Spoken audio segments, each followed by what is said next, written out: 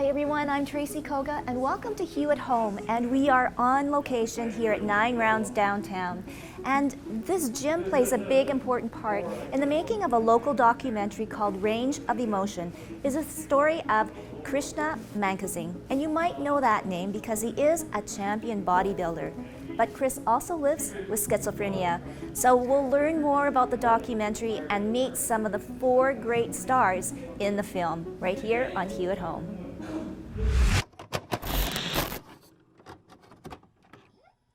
Krishna, this has been an amazing year for you. Not only has it been a pandemic and isolation, but you have managed to share an incredible story with all of us. Range of Emotion. So it is dealing with your life living with schizophrenia. Take us back to when you first thought there was something different. Okay, so going back, I would be about 19 or 20. So I had just completed my first bodybuilding show. And after winning the show, it was just surreal, it was great. And I started getting, I guess they had a talent agency with MABA. And so they had some movie opportunities. And I, for some reason, thought it was some kind of a setup. So I was wondering, why am I thinking like this? Like, I knew there's something wrong with that type of thinking. Talked to my dad about it, and he said, you know, you should go for this. I think they want you to be in a movie. But I started getting very paranoid, and it was just like a natural thing where I had all this fear, and I guess it turned into paranoia. And so I thought that for sure that there was some kind of setup for me. You know, obviously looking back, I can see that maybe that was a blown opportunity. But I mean, getting schizophrenia also at the same time, there'd be no way to manage that with some kind of career in that way. After that had passed for a bit, I was doing okay. I started getting into religion a lot and became a minister for a while. But I was I wouldn't want to say fanatical, but I was very strict. So I would study 8 hours a day, the Bible, going into you know, history and all this different stuff. I was really passionate about it. I really cared about what I was doing. I was trying to help people. Until I got to a point, I think, where I just got too engrossed in that. And I started having all this overwhelming fear. I was doing some public speaking at the time as being a minister, and then I started getting really too frightened to do it. And going through that process, I knew there was something wrong, because it just happened really in a day. Mm-hmm. Like, this intense fear came over where, yeah, I really just didn't even want to leave my house. I was just very, very scared. So what would happen is I would kind of recluse, and so the people from the religion, well-meaning, would come trying to get me out of the house, and you know, well, how come you're not doing this, and you're not doing that, or whatever. And it kind of turned into a negative experience because there wasn't a lot known about schizophrenia, and there wasn't a lot known about mental illness, especially back then. And especially in that community, it was very unknown. So starting to realize that there was some problem with communicating with people. There would be this thing where they would block their eye or block their mouth, and that was something I was just imagining. Of course, to me, it was normal. Mm-hmm. I thought people were doing this while they're talking to me, and it was very distracting. So at some point, I asked one of my friends, I'm like, well, why is everyone doing that, right? So when I could see the honest expression was like, we're not doing anything, that was right. The next day I went to the doctor, and he diagnosed me with schizophrenia, sent me to a specialist. I had a lot of problems to work through. I got on lots of medications. The medications they put me on doubled my weight. So I went from like 160 pounds to 315. So and I ended up developing diabetes from the medication, heart condition. This is all within like 5 years. So I went from, you know, winning a bodybuilding championship within 5 years to being unrecognizable to people that I would, maybe if I bumped into them at a superstore or something like that, they wouldn't know who it was. They didn't know it was Chris. Mm. So it was quite the experience to go through a big high to a big low like that. So depression sat in, keeping myself recluse like that deteriorated my ability to socialize. So I became very basic in the way I would talk to people. I didn't know how to communicate effectively, I guess you could say, because of all that fear and paranoia, would slant the way that I would view a person talking to me. I would view it as, what are they doing? You know, why are they doing this? Or is there some other reason for what's happening in this conversation? Those kind of things would creep in there. Until it came to a headway where I guess I would be about 35, 36, where the doctor said you basically got 2 months to live, maybe 2 years, because your diabetes is at 22, your blood sugar is very, very high. You could have a stroke or heart attack at any, you know, basically at any time. So lucky for me at that time, a new medicine came out, and it was called Abilify. And basically this medicine still put weight on, but it wasn't a tranquilizer like the other ones. They would really slow you down. Now, this particular one allowed me to have my natural motivation. So one thing I would encourage people if they find themselves in these kind of situations is to try and get the right dosage, because I could tell now, looking back, I was way over medicated. There was a certain rate where the medication was going to do what it was going to do to the extent it could, but adding more on would just wreck the quality of my life. So I would really, really encourage people to have that discussion with their doctor on the actual dosages. Because those are the things, like when you have too much of something, it can cause those problems that I experienced. So going back to this Abilify, I went on the lowest possible dose where it took the edge off, where I could actually just work on the problem within myself, so kind of strengthen myself, where the illness wouldn't overwhelm me, but I could still kind of function. And the very first day, I just went for a walk outside, and it was only a 9.5-minute walk. And looking back, it really is this 9.5-minute walk that caused this entire turnaround, because I felt great. I was very tired and sweaty and everything, but and all I could do was 9.5 minutes. I had my feet were swollen and everything, and I was pouring sweat. But the next day I went a little longer, and next thing you know, I'm walking 6 to 8 hours a day. In 6 months, I lost almost all the weight. And yeah, it was amazing and now, experience. Now look at you. You're a picture of health. No one would know that you have schizophrenia. And now making this documentary about yourself, opening yourself up, sharing it with 3 of your great friends that have followed you on this journey. How are you doing now, Chris? And then what is it like to see your story on the screen? Well, sharing it with my friends is, well, these 2 individuals I met just in general, right? So I didn't expect or think anything of it. I'm just always nice and genuine. I try to be to everyone. I've learned that just being yourself, some people will like it, some people won't, right? And that's okay if they don't, right? And you have to be okay with that. So for example, Paul, who is in the documentary, I could see that he had anxiety. He came into, eventually I got back to work, and I was working at Good Life, and he had come in to do a workout, and I could tell, because I know a lot about anxiety, I know a lot about depression and things like that. I could tell he was feeling those things, and that's why he would be at the gym in the middle of the night. And he was a heavier fellow. He was like 430 pounds at one point. And I think by the time when I met him, I think he was around just under 400. And I started to get to know him and talk to him, and I could just see he was very nervous. He didn't really like to be bothered, so I just did it in little pieces, right? I wanted him to know, hey, you know, there's someone who genuinely cares and wants to help. So eventually he allowed me to help him.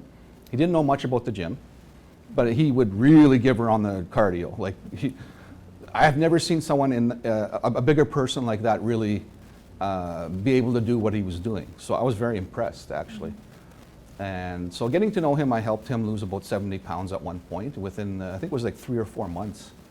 And I was so proud of the guy, and he started changing his life. He started working in the daytime now and getting confidence, and just to see that grow in him.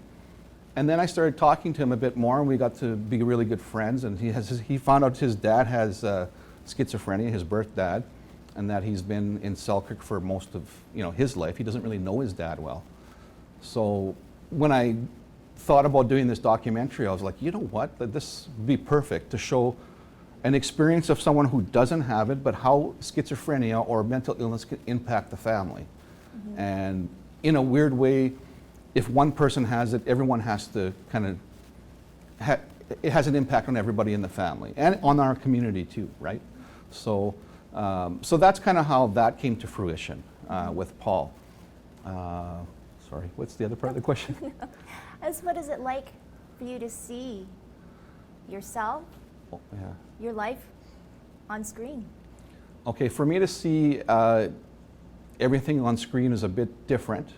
I have to say the work that Darryl did, the editor, with putting everything together made me very proud, and it really portrayed the message that I want to get across. I can actually connect with it when I watch, well, obviously when I see my story, I connect with it, but when I see Paul's and Ainsley's, every single time I watch it, it brings tears to my eyes because I can understand what it would be like to have, you know, that could be me as a father, or me as a stepdad, or me as, you know, in those situations, or what it would be like for someone else to go through that. It's very touching. So when I see these stories that we put on the screen, it's very emotional for me. It's something I'm proud of at the same time, but I can see the impact it can have on somebody who maybe is struggling, that doesn't think anyone understands, because it's a lot to express what's wrong, and then when you see someone talk about it in a way that then maybe they might catch something different than the average person would. So to me, that's a very precious thing. Now, what do you want the movie to be? What message, and like, where do you see this going? What is the greater plan? Okay, so right now, and Darryl will touch more on this, but we've entered it in a bunch of film festivals, and we're nominated right now in one that actually we're going to find out on, what is it, Wednesday, the 30th, if we won the first one. So we were one of the finalists, I hear.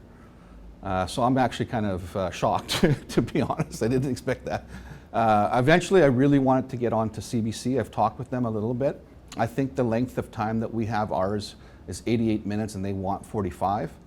So I'm not sure how that would work, but eventually I definitely want to get it on Canadian television, because I really think Canadians can benefit from this. Apart from that, we're reaching out to Netflix and going to put it on streaming and have a screening maybe in the next month or two at one of the cinemas here. So hopefully the word gets out, and we can get as much exposure, and maybe it can have an impact on people. And how is Chris today? Is he in a good place? Chris is in a good place today, even though we have some of these shutdowns, which kind of was normal for me.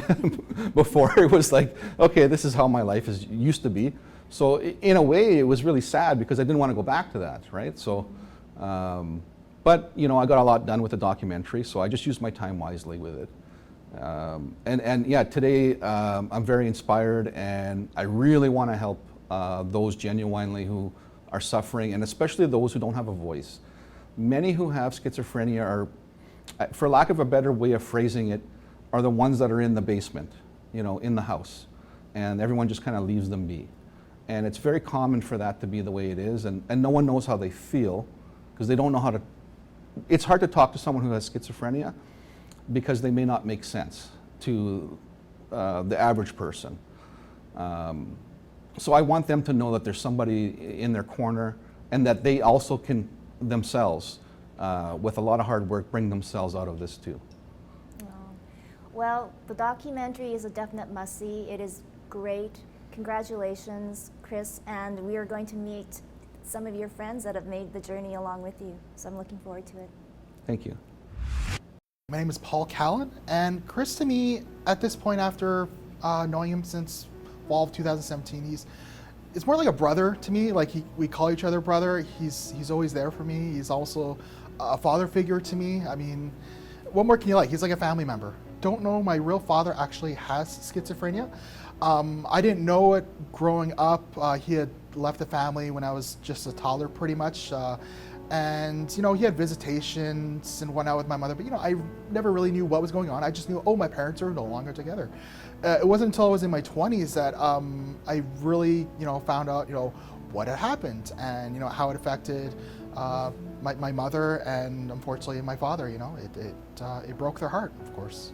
I was lucky enough to have a stepfather who came into my life when I was about 4 or 5 years old, became my dad, and they've been happily married for 33 or 34 years now. So it just brings a new perspective on things, how lucky I am to grow up where I have a family structure, but there are a lot of others, like in the documentary, not everyone has been so fortunate. And a lot of people suffered, and hopefully we can bring awareness and help others with this. That's all I can really say. What do you think of Chris now? What have you learned about Chris that you didn't know before this documentary?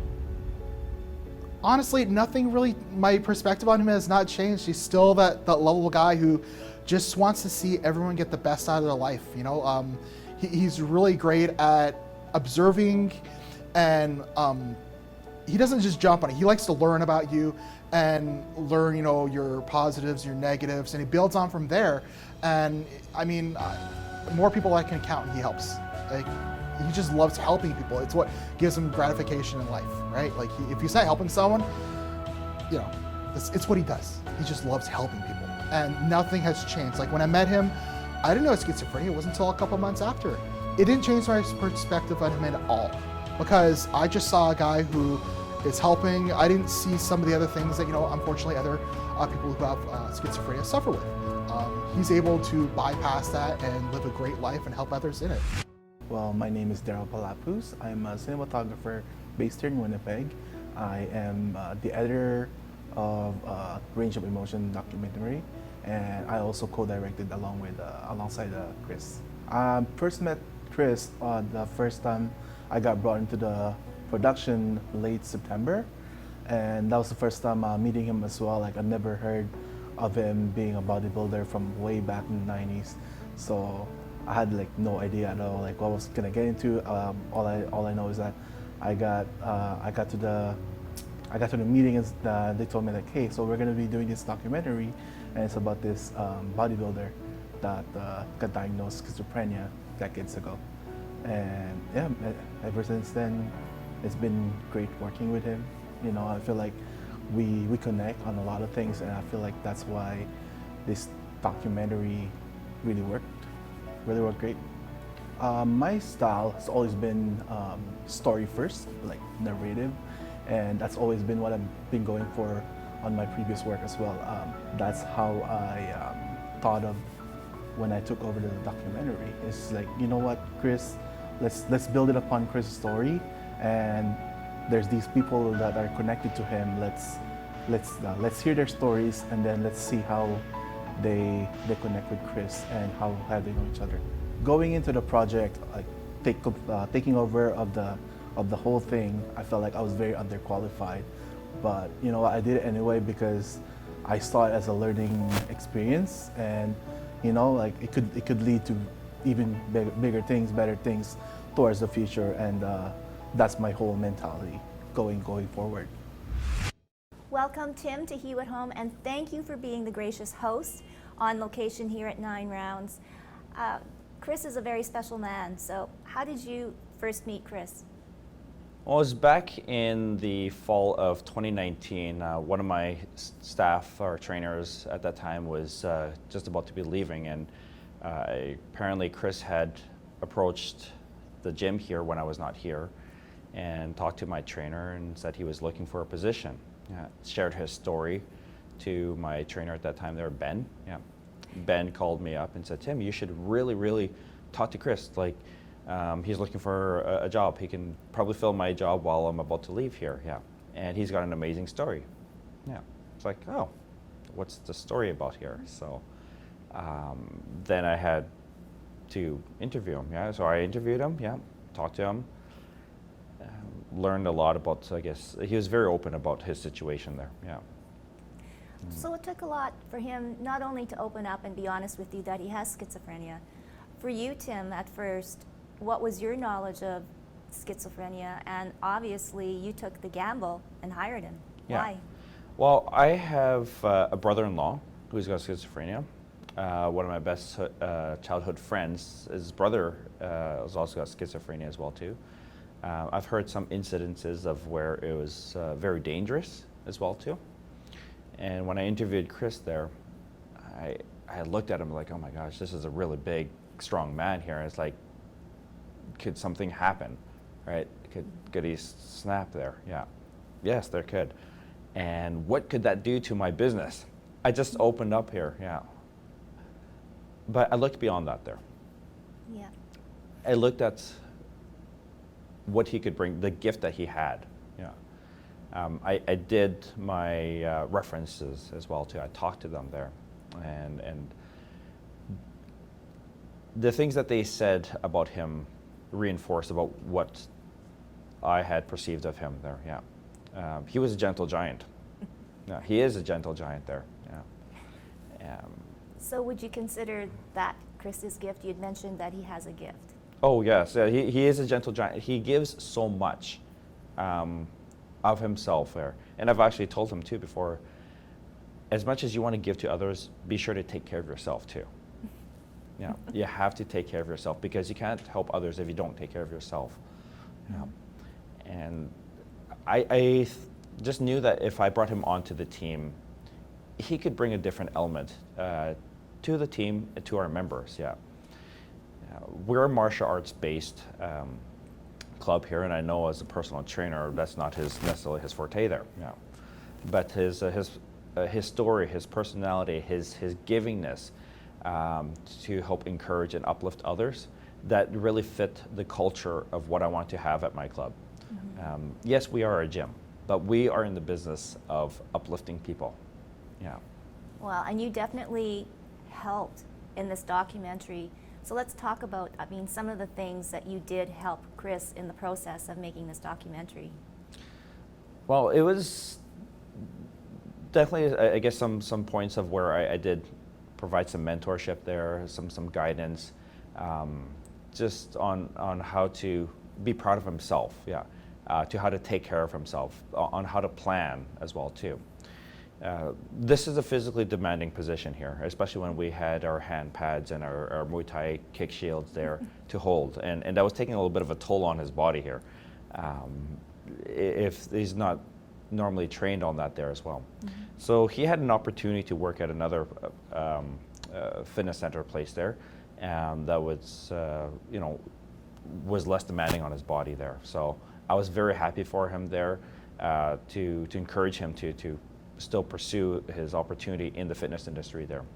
So that was back in the spring of 2020 there, just before the pandemic there. Wow. When the pandemic hit there, we all lost our positions, we all lost our jobs there, we lost our income, we lost our members there, yeah. And he was still training some people one-on-one. He would actually still buy gloves specifically from my location, yeah, to train and support me, and also to support his members too. I believe he was paying for that out of his own pocket, yeah.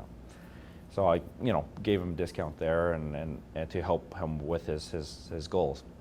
He came and picked up some gloves one afternoon here, and I could just tell he was off. Something was off there. Yeah. And I said, Chris, what's happening here? Yeah, you got to get going. It's like we might have to move him. Like we might have to sell our house. I'm like, what are you talking about? Well, why? What's happening? Yeah, it's just a lot of family issues here right now. It's just not coming to. We're just might have to sell. And the main career that I also have here is being a mortgage broker. Yeah. So I'm a mortgage broker that has a gym on the side here as well. It's I kind of joke around here, I guess, just telling people to help people physically, mentally, and financially here. And I said to Chris, like, before you sell your house, let me see what we can do here for you, okay? So he was in a little bit of a financial distress there, but I was able to make his money work harder for him there, wipe out all his liabilities there, make payments a little bit more affordable there, give him some extra cash to have some breathing room, and for him to pursue his goals. Yeah. So we almost missed each other on that one afternoon when we were exchanging gloves there. Yeah. Wow, just by happenstance. And now look at, we've got range of emotion. How does that make you feel when you see the film? I'm so proud of Chris.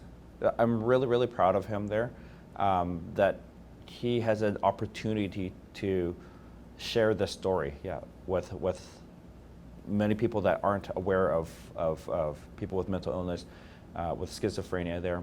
And then more importantly, just how we that are not aware of this, how we can work with, how we can cope, how we can see beyond it. Yeah.